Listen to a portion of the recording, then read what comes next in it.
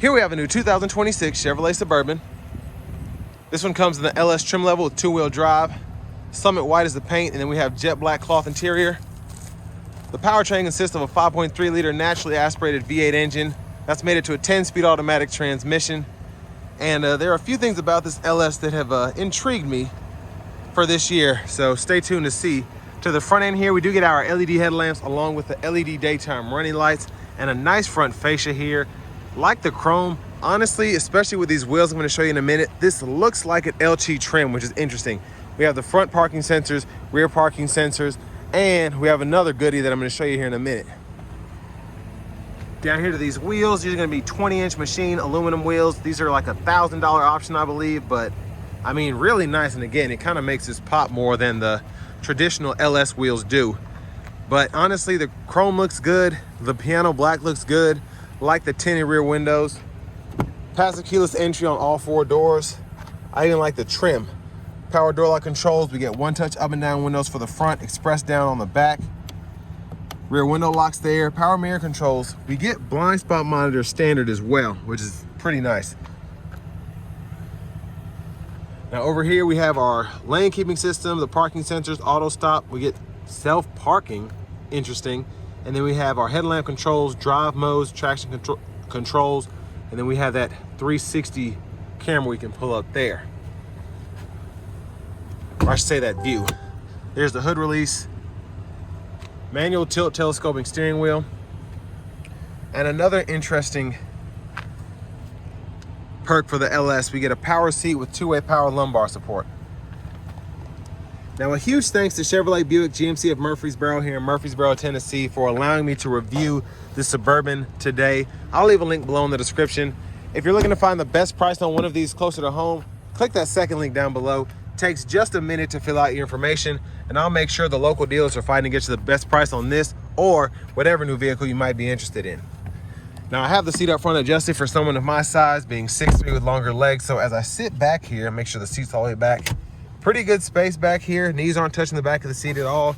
Seat back pockets on both sides. Rear automatic climate controls, 2 USB-C charge ports, and 3-prong household plug-in down there. And the more I look at this, the more I'm thinking there's no way this is an LS. There are too many features on here. But there's a look at the front from back here.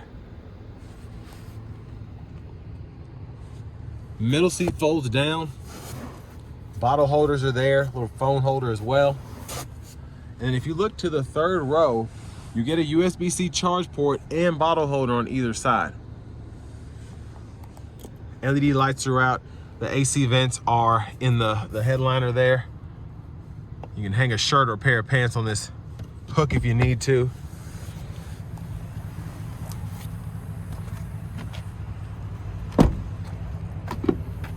Fuel filler there. And as we come around to the back end, full LED tail lights on this LS too. So a nice touch there. Tow hitch or tow receivers integrated behind this cover. There is your spare tire. Look at the exhaust. Now, manual lift gate. But here's the storage underneath this. And then our top tethers are integrated on the back of the seats themselves. You get 5 all together. And then you can fold the seat flat. Look at the space you get. I mean, there's a ton of space regardless, but add even more of that when the third row's down. And you get another 3-prong household plug-in back here. So I'm just feeling like this LS was not skimped out on like it is a lot of the times. And the sticker price I'm about to show you may be part of that, but it might be able to get more customers in because this doesn't feel as bare bones as the LS usually feels. Now, to get that access to the third row, hit this twice, tumble the seat forward. Pretty easy to get back there, and then you can fold it flat. If you're in the back seat, you can also just pull this up and it'll release the seat there. But you can hit it once to fold it flat and pull this up to move the seat forward or back. Lower latch anchors right here.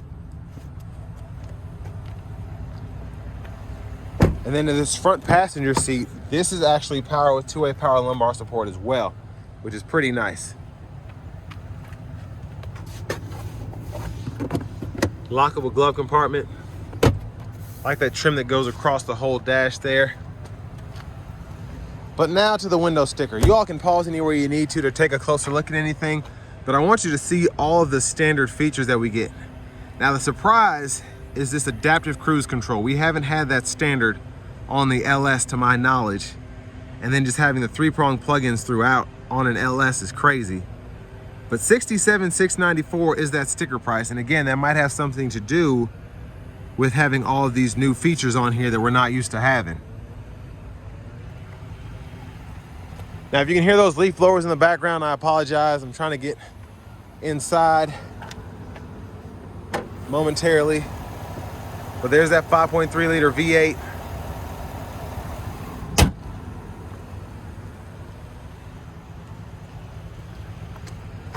Then out to the blinkers.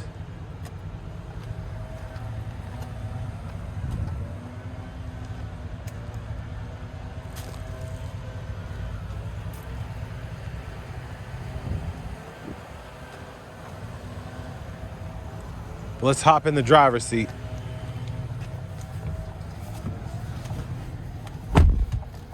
So nice leather wrap steering wheel here.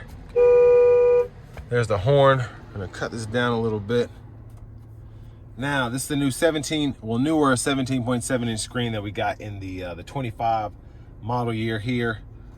For the audio, we get AM, FM, XM, and then on top of that, we get Bluetooth audio, Google News with a Google Assistant system, podcast, all that good stuff there. Wireless CarPlay, Android Auto.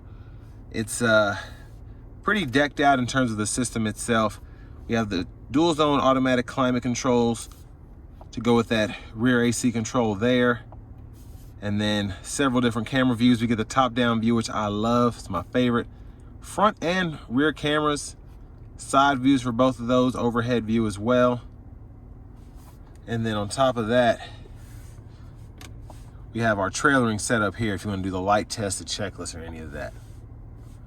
Vehicle status, we can go in here and check out the tire pressure monitors, the engine air filter life, the oil life, all of that right in there. Or you can go into the sub menus and you can see it all in there. Auto park assist, again, something else I wasn't expecting on an LS, but is nice to have. And then your settings, teen driver, rear seat reminder, buckle to drive. And if you scroll down to your system settings, we can change our language here, units of measurement there. In your controls, you get your electronic child safety locks, which is another nice thing to have on even an LS Suburban as opposed to the manual ones. And then we can adjust the rear automatic braking. Go in here and you can fool with your blind zone steering assist, auto park. And again, those child safety locks, but they're in those shortcuts where you first get into that menu. You also have climate controls down below, so you can adjust those without having to pull up the whole climate menu, or use these buttons and knobs that you get down below for a lot of the important features like fan speed, temperature, and then cutting the system on or off. Hazards are there. Little place to hold your phone while it's connected to a USB-A or USB-C port. Bottle holders are here. Center console cubby space. You have a movable and a removable tray with another USB-C, USB-A duo. There's a look at the back seat from up here. And over here, lights, OnStar, vanity mirror. Nice premium look here again, even for an LS, so that's nice. And then back to the steering wheel, left side stock, wipers. There's the wipers with the rear fluid, the rear wipers with the rear fluid, excuse me. And then here's the front fluid. And then the shifter, hit the brake, pull for neutral, pulling up for reverse, pulling down for drive. While in drive, you can activate the low mode by hitting this L, and then you can go through the gears in your limiter, and you'll see where you are in that bottom right-hand corner of the digital gauge cluster. And then you just press that in for park. Behind the steering wheel on the left side, we can go through the track list, radio station presets, and then behind on the right side, volume up, volume down. And then cruise controls here. Again, with this being new for the 26 model, getting that adaptive cruise standard, we can turn that on, hold this cancel button to go between regular and adaptive. We can set our speed here, adjust the gap for the adaptive cruise and the forward collision alert. And then over here, voice recognition. This goes through your audio sources. We can pull those up there, and then mute, Bluetooth, and then this will change the gauge faces. So depending on what you're wanting to see there. So really like this one, has a more traditional feel and look to it. Push button start. Finally, here's the key fob with remote start. But next, let's go ahead and take this 2026 Chevrolet Suburban LS out on the road for a test drive. So starting the test drive in this Suburban LS here, the 5.3 does a pretty good job with the 10-speed auto, just getting up to speed, towing like you need, hauling your passengers in your gear like you needed to. And it pretty much gets the job done point blank. But if you want the 6.2 or even the Duramax, that's an option. But most of the Suburbans that I see have that standard 5.3 V8, and you know, it gets the job done for everybody. I feel like the Duramax and the 6.2, they're felt more niche, or just if you have money to spare. I think you might save money on the Duramax. Now, I can't keep up with GM's pricing structure, but again, the 5.3 pretty much gets it done.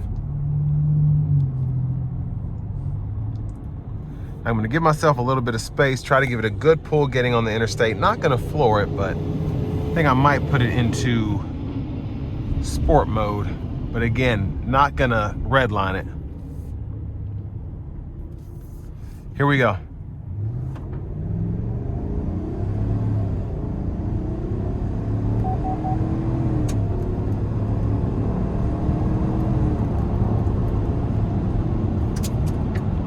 So the 10-speed likes to shift, and that keeps this thing relatively efficient to be running a 5.3 V8 that puts out over 350 horsepower.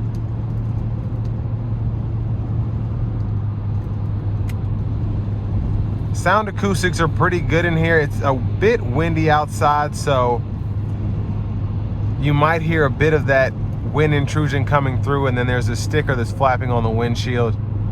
But for the most part, the ride is solid. Sound acoustics in here are solid. I don't have to scream at my passengers. It's just a very comfortable ride here. Now I want to give another thank you to Chevrolet Buick GMC of Murfreesboro in Murfreesboro, Tennessee for allowing me to review the Suburban today. I'll leave a link below in the description of their inventory. If you're looking to find the best price on one of these closer to home, click that second link down below. Takes just a minute to fill out your information, and I'll make sure the local dealers are fighting to get you the best price on this or whatever new vehicle you might be interested in.